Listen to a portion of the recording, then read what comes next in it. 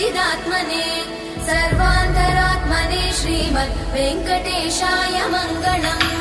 स्वतः सर्वविदे सर्वशक्तये सर्वशेषिणे सुलभाय सुशीलाय वेङ्कटेशाय मङ्गलम्। परस्मै ब्रह्मणे पूर्णकामाय परमात्मने प्रयुञ्जे परतत्त्वाय वेङ्कटेशाय मङ्गलम्।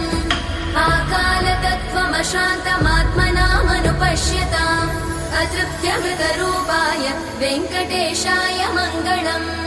प्रायस्वचरणौ पुंसां शरण्यत्वेन पाणिना कृपया दिशते श्रीमद् वेङ्कटेशाय मङ्गलम्।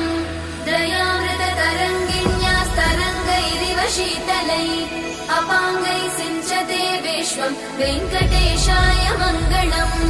स्रग्भूषां